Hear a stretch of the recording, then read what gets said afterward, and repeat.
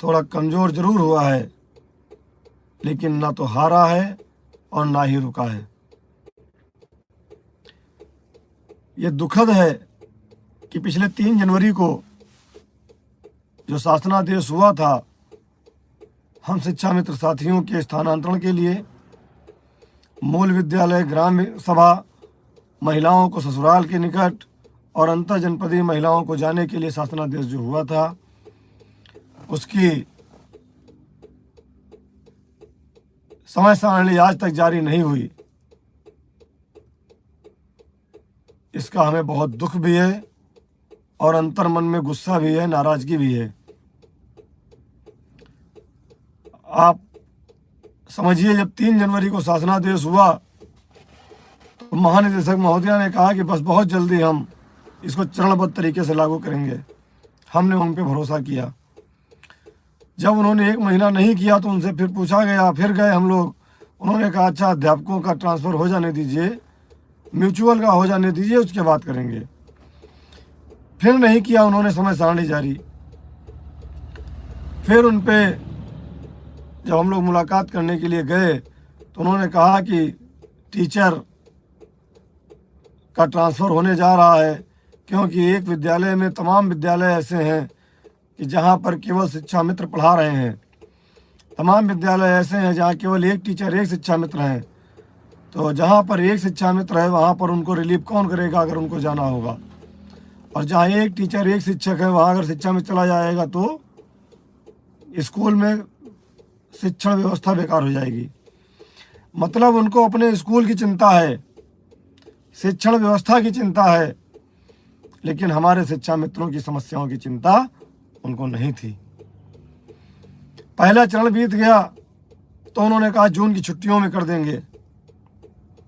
जून की छुट्टियों में हम लोग बड़ा प्रयास किए, माननीय मंत्री जी से, प्रमुख सचिव से, महानिदेशक से, लेकिन हम लोगों का ट्रांसफ़र की समय सारणी जारी नहीं की गई।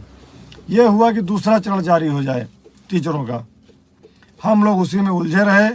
अधिकारी हमेशा ये कहते रहे कि अब कर देंगे, अब कर देंगे, अब कर देंगे, लेकिन सच्चाई ये है कि हम लोगों की समय सारणी जारी नहीं हुई, जो बहुत ही दुखद है, कष्टप्रद है। साथियों, अभी पिछले सप्ताह पुनः हम लोग निदेशक महोदय से मिले। माननीय एमएलसी श्री श्रीचंद शर्मा जी के साथ श्रीमान प्रमुख सचिव महोदय से मुलाकात हुई। वहीं पर महानिदेशक महोदया श्रीमती मोनिका रानी जी भी मौजूद थी। वहां पर बातचीत में यह निकल करके आया है कि एक दूसरा प्रस्ताव महानिदेशक महोदया द्वारा शासन को भेजा गया है, जिसमें चरणबद्ध तरीके से शिक्षा मित्रों का स्थानांतरण किया जाएगा और उसका जियो जारी होगा। प्रमुख सचिव महोदय ने तो कहा कि जियो जारी हो गया है, लेकिन जब जानकारी की गई तो ये हुआ कि मंत्री जी बाहर गए हैं, मंत्री जी लौट कर आएंगे तो उनकी अनुमोदन के लिए फाइल उनके यहाँ है। उनका अनुमोदन प्राप्त होते ही नया जियो जारी किया जाएगा। अब नया जियो जारी होने की उम्मीद इसी सप्ताह में है। 3 दिन वर्किंग डे है, बुधवार, गुरुवार, शुक्रवार। 3 दिन में अगर पैरवी की जाए, दौड़ा जाए, सबसे निवेदन किया जाए, तो उम्मीद है कि इन 3 दिनों के अंदर शासनादेश हो जाएगा। और नहीं अगर हो पाता है तो अगले सप्ताह तक जरूर हो जाएगा। ये स्थानांतरण की प्रक्रिया जो चल रही थी, जो रुकी हुई थी, उसके बारे में नई अपडेट है कि नया शासनादेश होने वाला है। उसमें चरणबद्ध तरीके से अनुमति मांगी गई है और वह जैसा भी होगा उसका स्वरूप जब शासनादेश हाथ में आएगा तभी उस पर कोई चर्चा की जा सकती है।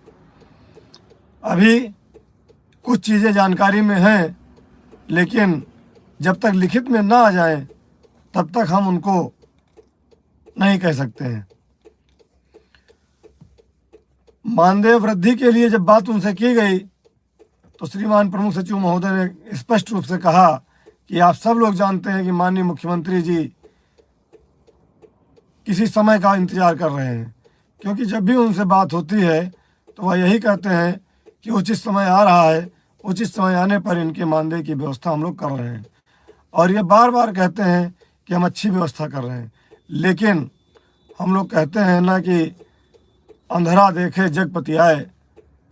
जब अंधे को आंखें मिल जाएं तभी मानिए कि उजाला है। इसलिए जब तक जो भी घोषणा हुई है उनके शासनादेश आकर के हमारे खाते में मानदेय बढ़ करके ना आ जाए तब तक हम कैसे मान लें कि हमारा मानदेय बढ़ोतरी हो रहा है। लेकिन भरोसा तो करना पड़ेगा, विश्वास करना पड़ेगा। जिस तरह से